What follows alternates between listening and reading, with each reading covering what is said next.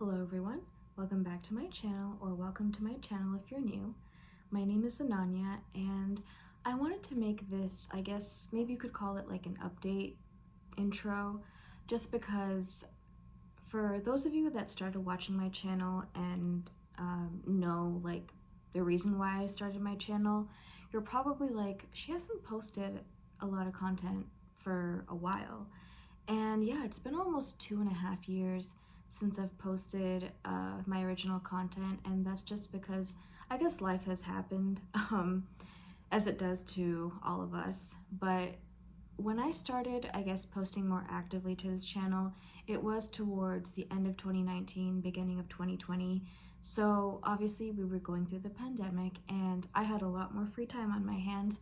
So I wanted to use that time to kind of build this channel up and get it going. But ever since then, I'm in school, I work, and I'm also focusing on getting, my dance career and taking it more seriously. And it's not that I've been completely inactive on this channel. I've still been posting. It's just been more dance content and not really the content that I originally started with, which is like the spiritual and mental health topics.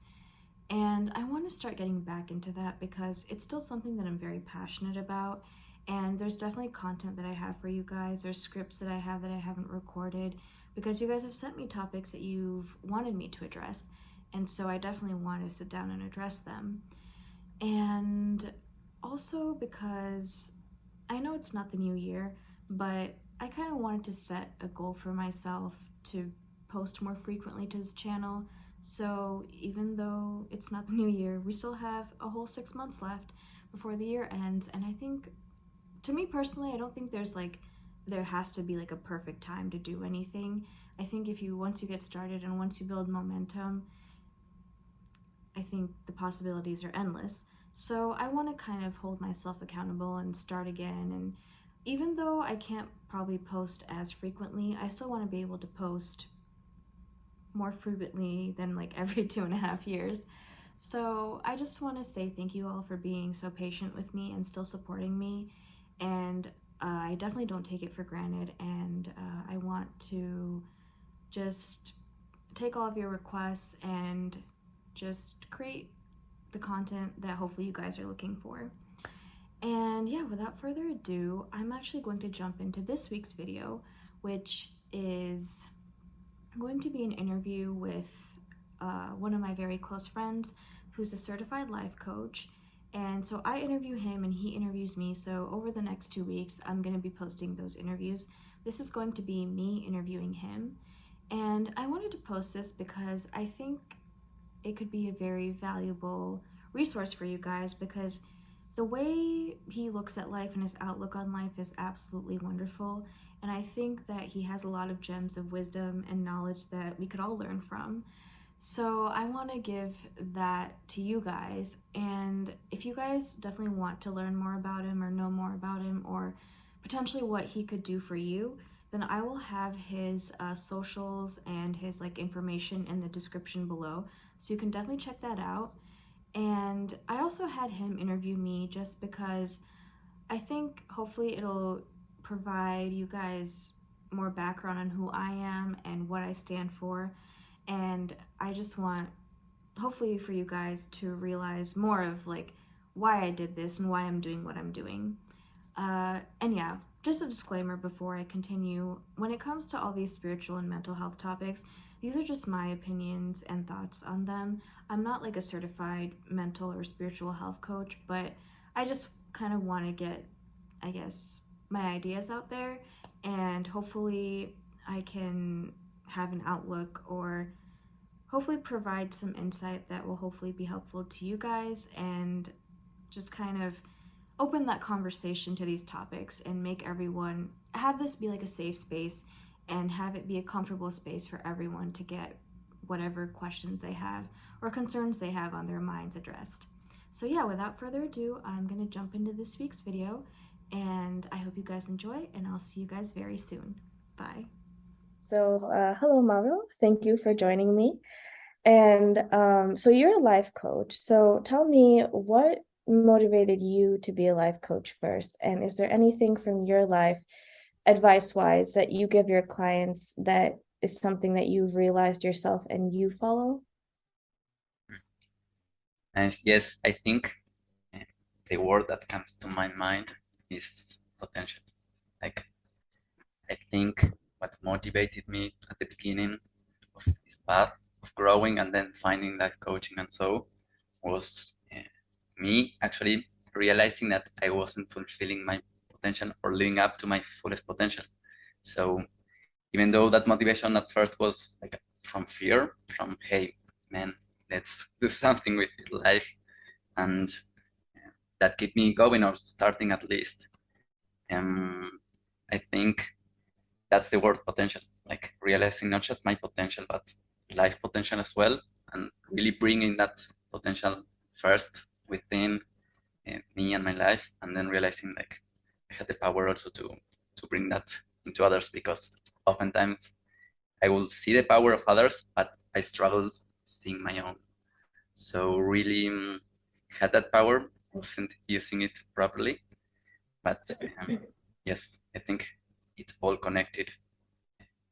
Growing first, then helping others, growing and achieving their dreams. I like to say that I'm an empowerment coach, like my life coaching grew into empowerment and then more into dreams, engineering, kind of using my background. Nice, nice. So when it comes to potential, I know you said that sometimes you help people realize their potential. What would you say? Because I know you're the life coach, but obviously we're all human and we all deal with some like problem in one way or another. So as a life coach yourself, how do you deal with like issues in your life when it comes to like not feeling like you're reaching your potential or insecurities? How do you overcome them? Yes, it's super tricky because it's unlimited like potential or the power is always unfolding and expanding. So in any moment we're feeling that a little bit that we're behind or we should be ahead in life or we want to achieve more. So I think it's normal. It's part of life as well. I think that the challenge is not getting or not buying maybe that scarcity that there's something missing or I don't have anything. So it's all just coming back into the truth that we're already full, whole, perfect. Everything is now here in this moment, and we are just getting into the next level. It's not about. We all get anxious. We all get anxious. I think it's super normal. It's just about coming back to the truth faster, and really centering and focusing because obstacles will come. It's part of life, and it's the way we grow toward that goal that we think that we're not there yet. In a way. Nice, nice. I like that answer. I like how you mentioned like there's never really a perfect time. I think, like you said, for yourself, kind of fear kind of motivated you to like start realizing your full potential. And I think a lot of times fear, sometimes it can be like a good thing to motivate people, but I know sometimes it can hold people back too. Like, I think there's this myth that we usually think that, okay, I will do this when the time is right. Like now is not the right time. So I will wait until the right time. But I think truthfully, time, there's no such thing as the right time. It becomes the right time when you start doing something. And eventually you get, even if you start, even if it's like you start very small or you keep failing when you start, it's like consistency that's key. So if you're consistent with something, eventually you get to a point where you're like, okay, I see why, like I'm doing what I'm doing. So how do you feel about that? Do you believe that there is such a thing as like there's a right time to do something, or do you believe like we create the right time for ourselves? Nice, super interesting. Yes, it's tricky. Maybe it's always the perfect time. Maybe it's never the perfect time. Uh, we have to choose. Maybe I think it's a choice right there. Like, hey, it's the perfect time, or it's not the perfect time. So yeah, that choice. And there is always like some divine timing in a way that uh, Mhm. maybe we try to put so much pressure or expectations around the time or doing it now because anxiety is creeping in. But sometimes things take more time to unfold, and especially when we grasp like that fist into that goal or that speed or time, it backfires a little bit. So Mhm. um, I think fear is there for a reason, and uh, we can use it. We can use that fear into fire, into food, fuel, and transform it into courage. I think fear calls us to be more courageous as well. Nice, nice. Yeah. Um, so I know you mentioned like slightly that like when you come up with like helping, I guess, different paths for your clients depending on what their motivations are. You obviously have your like creative side, but then you also say like with your background in engineering, you use that as well. So how do you balance the analytical and the creative aspects of your life? Nice, such such good questions. Um, yes, I think my engineer side brings me the structure, the methods, all that. Um,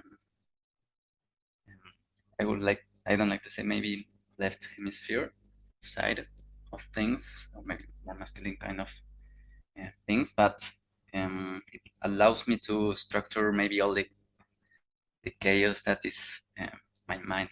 Being an engineer is kind of curse and a blessing in a way because I have a lot of time on my mind, a lot of ideas, dreamer, thinking a lot. So just being able to use the mapping power, like really bringing into a structure, into map, to something more solid and visible. And that's maybe the power of the engineer. And then obviously using the creative side to create around that within that structure, using the flow, the magic, the inspiration. Because also that structure, we sometimes resist a structure, a method, or whatever, but it gives us some security, some relaxation in order to be more clear, mind more open and available for more insights, for more magic to come, and really feel those spaces. It's super magical how even writing a book, when you put some outline, some structure, then suddenly the magic starts coming and you start writing and flowing within that structure. So it's super interesting how the structure can set the space in order to the magic to come and create. So I really like both sides. Creating, mapping out, both energizes me. So for now, it's so good so far. Good, good, good. So when you talk about structure and creativity, so I was like reading an article somewhere and they were talking about like what exactly is creativity? Is it something that's spontaneous or is it something that like you work on? And the interviewer was saying that I think creativity, like everybody has it to some degree. I think there's this misconception that some people are born more creative than other people. But she was saying that I think creativity is something that it needs to be like practiced. So you have to have a structure to your creativity. Like there's some spontaneity, but um ultimately like you have to structure it towards where you want it to go. So what do you feel about that? Do you think it's spontaneous? Do you think it's like practice? Do you think it's a little bit of both?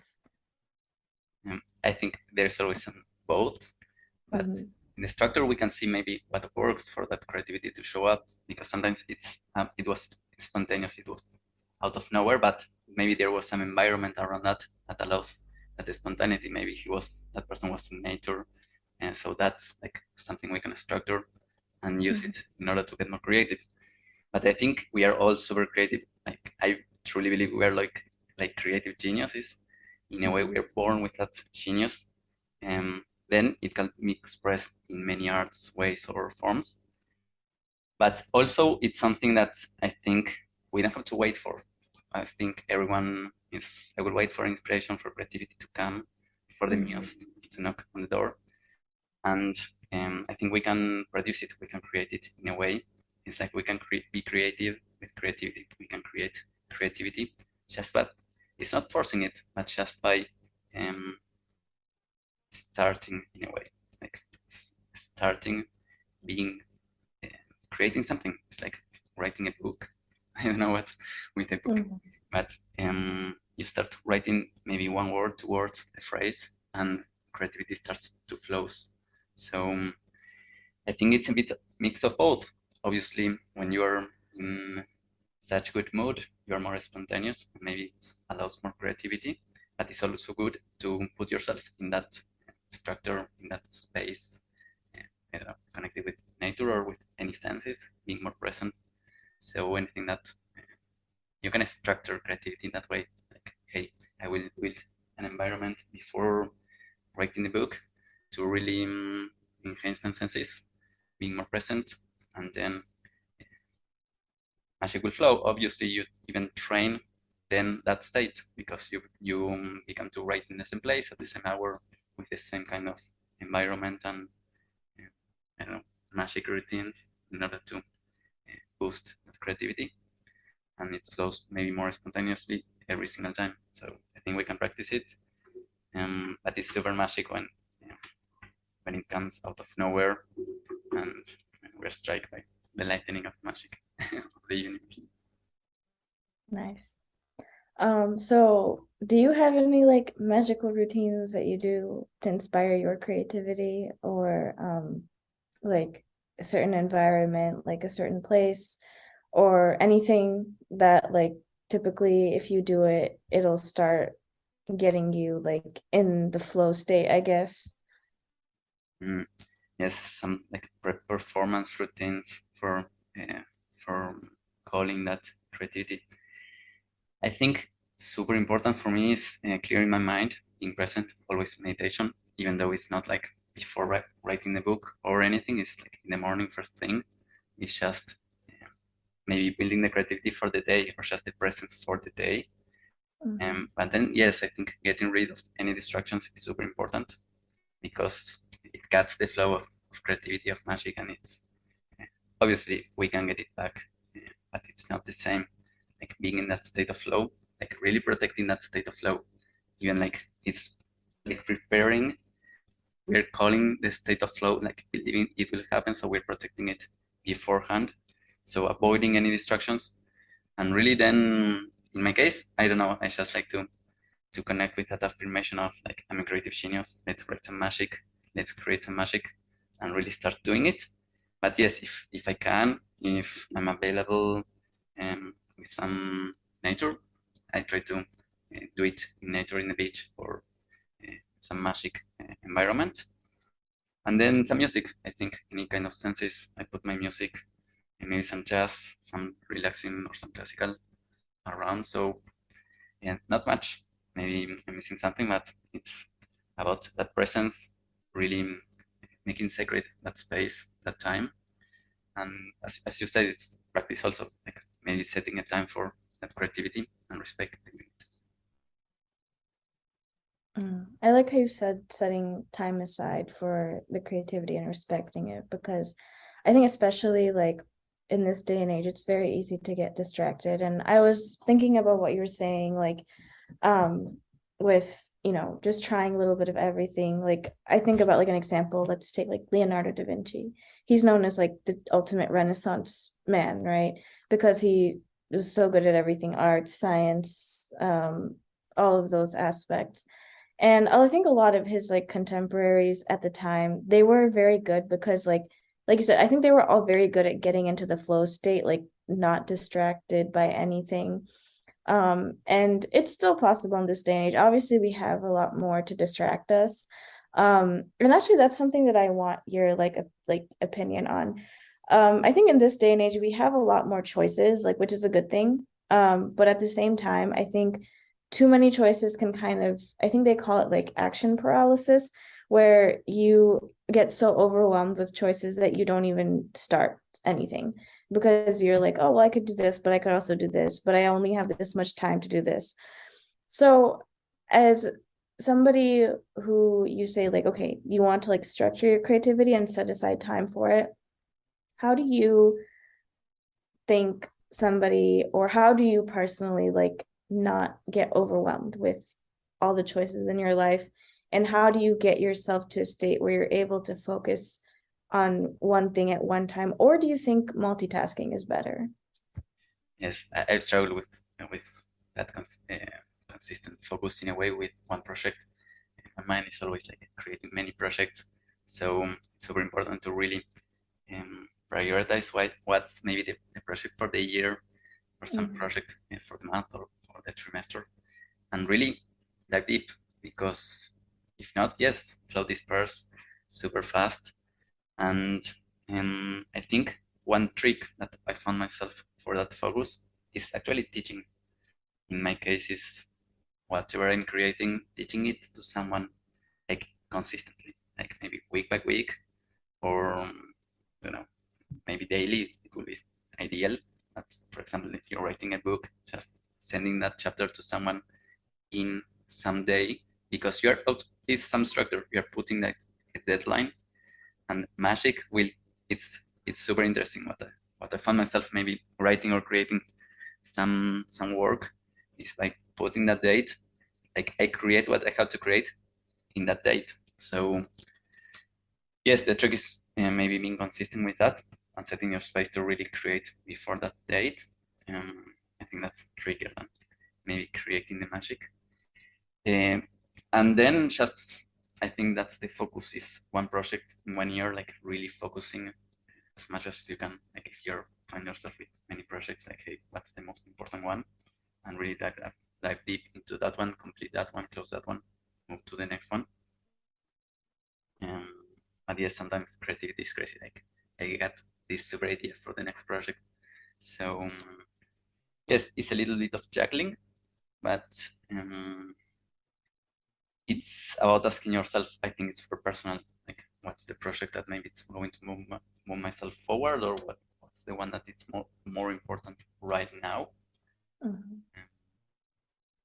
Yes, that will be more personal, but I think it's again a choice. Like, just choose one and commit to that one, because commitment is also like super magical. Once you commit, um, helps comes, even obstacles come as well, but also the resources, the tools to overcome those, to really complete that project as well. So I think the key there is more about consistency around focus as well. Nice, nice. So when I like obviously with like consistency and like focusing on one thing, I know sometimes like consistency is a great thing. But I know sometimes like routines can, the everyday can get kind of boring. Um, and I know a lot of times when we see like people's end goals, we don't see the process behind it. Like usually behind one very big project is like months or maybe even years of like just the boring everyday thing of just being consistent. So as how would you like, I guess, help somebody who is having trouble staying consistent? Like as a life coach, if you've had any clients that have like ever asked you that, or they just need some like guidance as to how to be consistent, do you have any like tricks or tips for anyone?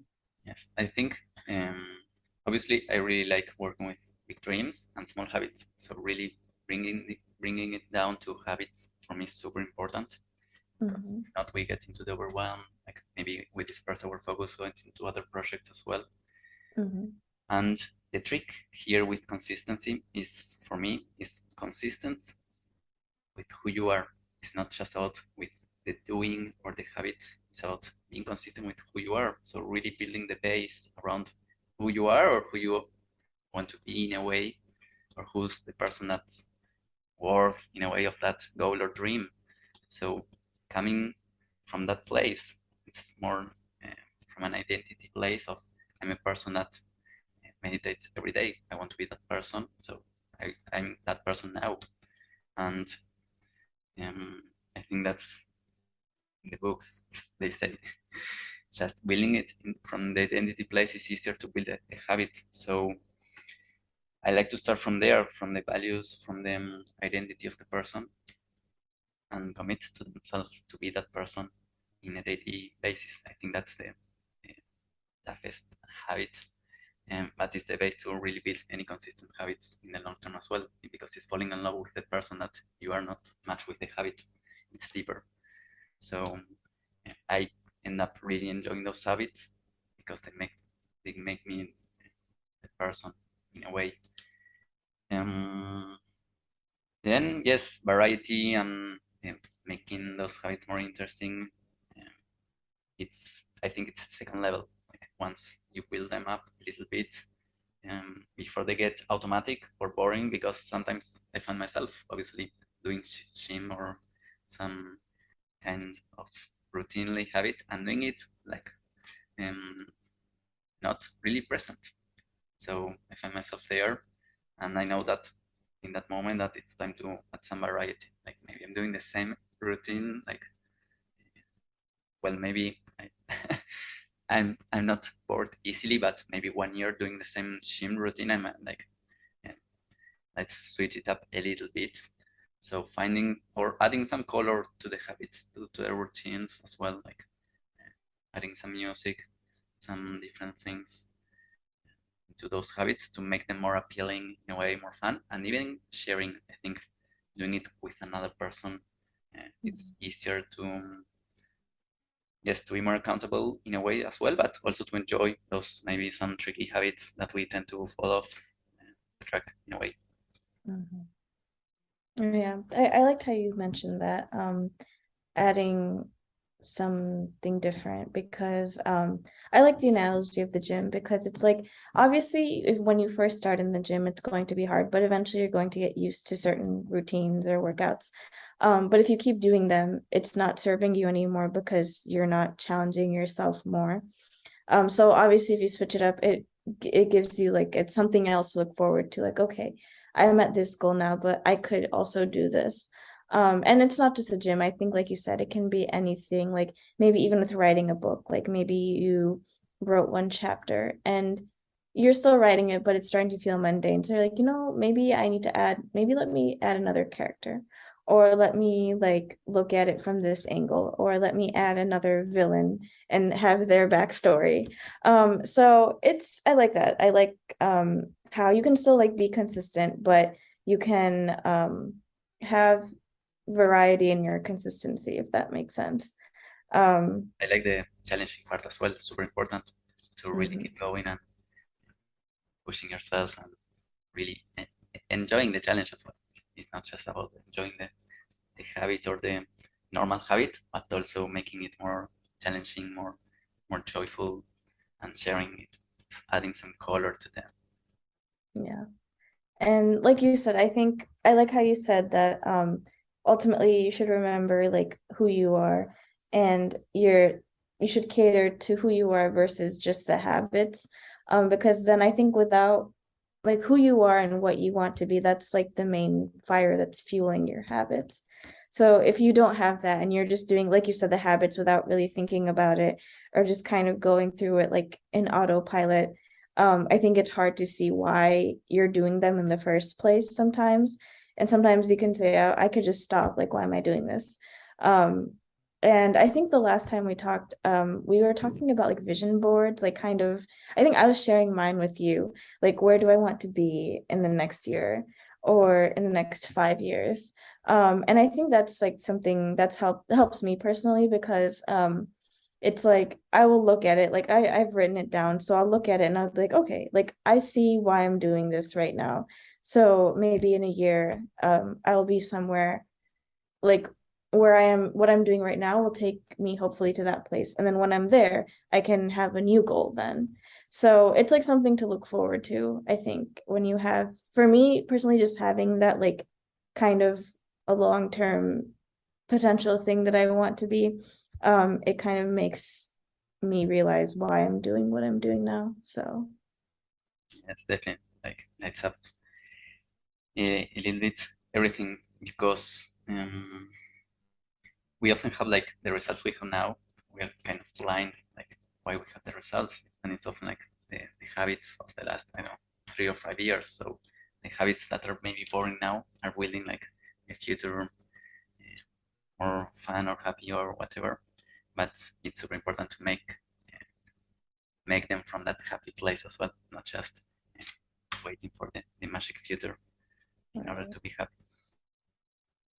Right.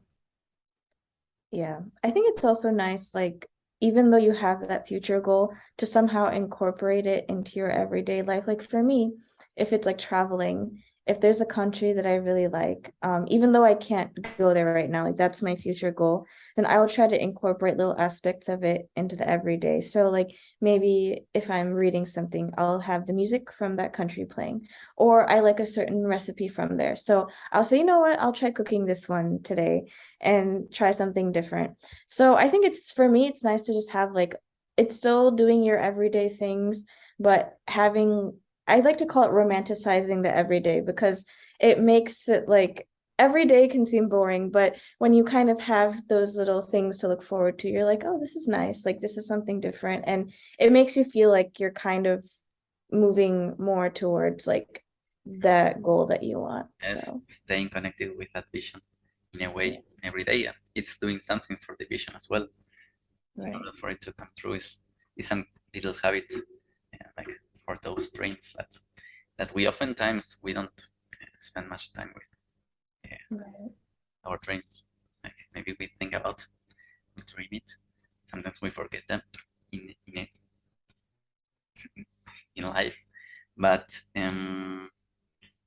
doing something every day, or even like honoring some time for those dreams. People don't really spend like 1 hour maybe in the week for their dreams. I think it's super important to spend some time and really prioritize that one, because oftentimes on this hour maybe uh, is the first that uh, we get rid of in a way. Like we negotiate with that one, and that one has to be like the the most important one because it's your dream. Yeah.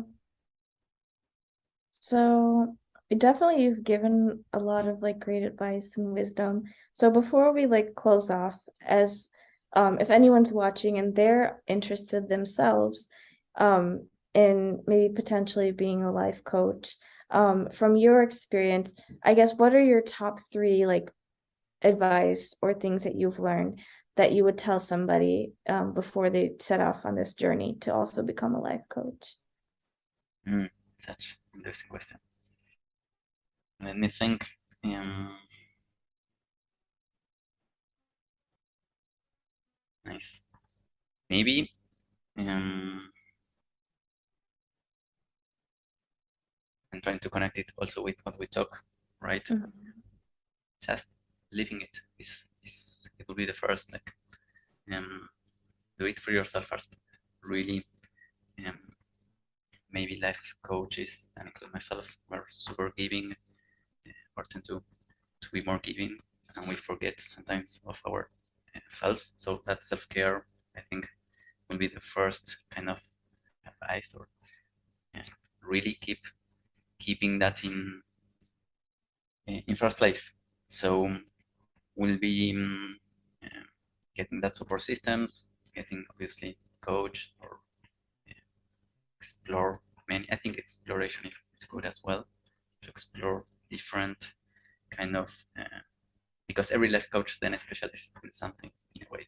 So really finding your own thing maybe will be like the second kind of advice, like really looking back to what you already know, because sometimes life coaches say like, hey, I'm new and life coach, and maybe they are maybe they are not new. They have a lot of life behind them, a lot of experience behind them as well.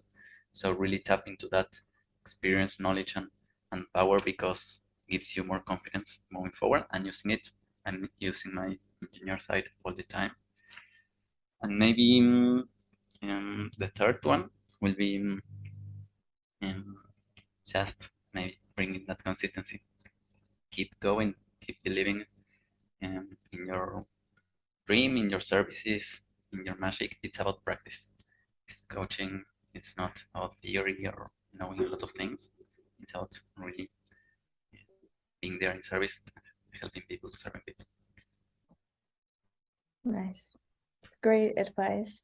And yeah, thank you for taking time to join us today and giving all of our viewers different perspective on maybe their own goals, their own motivations, and like even maybe inspiring them to start, like you said, um, your dreams are like one of the most important things in your life, and we tend to forget them. So I think today you probably maybe like inspired some people to push back, like get the dreams back that they maybe like pushed down. So you probably inspired them to maybe open up that memory again and maybe try pursuing it again. So yeah, thank you very much. Thank you. Pleasure as always.